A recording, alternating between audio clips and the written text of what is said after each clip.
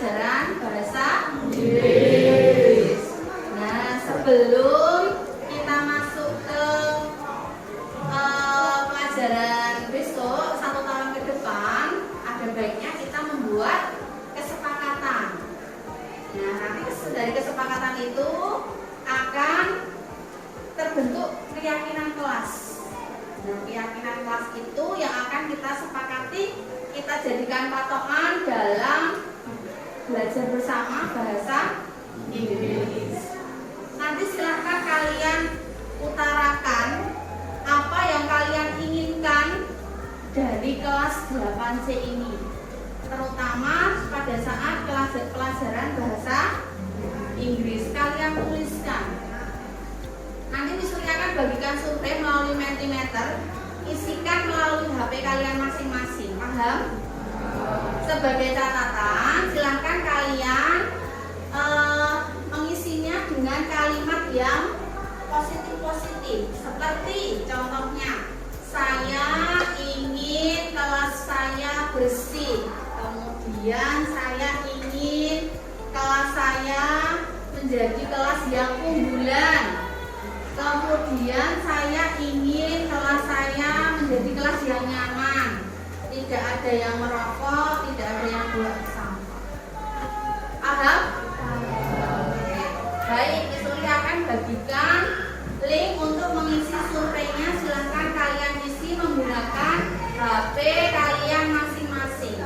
Bisa disiapkan HP-nya, boleh dikeluarkan. Nanti diisi dalam survei Mentimeter tersebut ya. Menginginkan kelas yang bersih. Oh, kelas yang bersih. Sepakat ya kita ya? Oke, sepakat. Kelas yang bersih. Kemudian yang kedua, disiplin mengerjakan tugas. Sepakat ya? Oke, sepakat? Yang keras, sepakat. Sepakat, oke.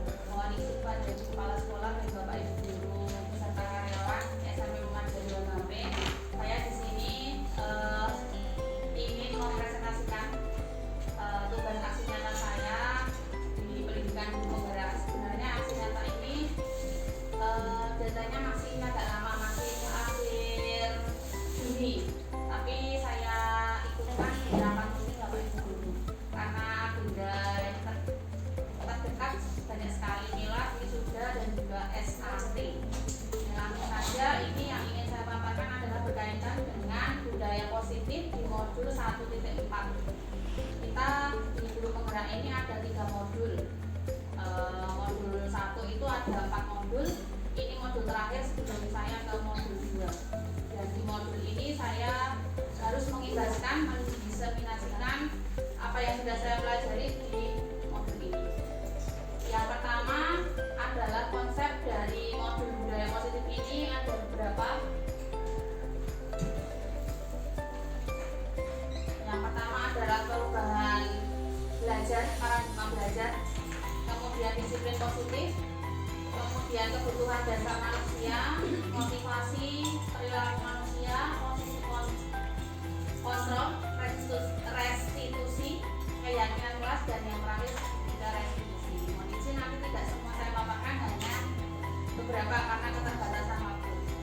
Mohon maaf juga di sini karena saya membuat video ini, presentasi ini pakai Canva, kemudian saya download jadi PowerPoint. Mungkin ada yang geser-geser ini tulisannya. Selanjutnya adalah pembelajaran dengan paradigma baru. Intinya di sini yang harus kita pegang sebagai kata kunci adalah pembelajaran yang berdiferensiasi untuk mewujudkan profil pelajar Pancasila. Selanjutnya, apa itu disiplin positif? Nah, dalam budaya kita, makna kata disiplin dimaknai dengan sesuatu yang dilakukan seseorang pada orang lain untuk mendapat kepatuhan. Tapi ada kalanya disiplin ini lebih cenderung ke ketidaknyamanan kalau disiplin saja. Kemudian, sebagai pendidik, tujuan kita adalah menciptakan anak-anak yang memiliki disiplin diri sehingga mereka bisa berperilaku dengan mengacu pada nilai kebajikan universal dan memiliki motivasi intrinsik dari dalam diri mereka, bukan ekstrinsik. Jadi selama ini mereka disiplin itu karena dipaksa dari siapa? Dipaksa dari gurunya, dari lingkungannya, bukan tumbuh dari mereka sendiri. Dalam modul ini saya juga belajar bahwa selama ini yang saya lakukan itu adalah membuat mereka disiplin tapi dari ekstrinsik, bukan intrinsik. Nah, siswa dan juga bapak ibu guru kan manusia ya, punya kebutuhan dasar. Nah, di sini ada beberapa kebutuhan dasar manusia.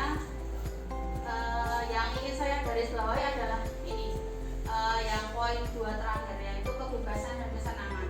Pada dasarnya siswa itu ingin bebas dan ingin senang. Jadi mereka itu kalau terlalu pengaruh dari luar sering diatur oleh bapak ibu guru dengan cara model menghukum ini hukum itu, maka itu juga melanggar kodrat mereka, kodrat anak, dan juga kebutuhan dasar mereka sebagai manusia.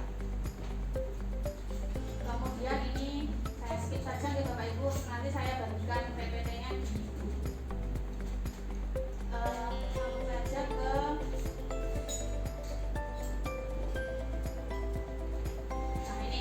posisi kontrol restitusi. Jadi ada 5 tipe guru di posisi kontrol restitusi. Yang pertama adalah penghukum, kemudian membuat rasa bersalah, ada juga yang jadi teman, kemudian ada yang jadi pemantau, ada juga yang tetap posisi kontrol yaitu menjadi manajer. Ini contoh penerapannya. Ini nanti bapak ibu bisa baca lebih jauh di PPT, bapak ibu masuk ke yang mana, selama ini ke yang mana. Ini yang pertama penghukum,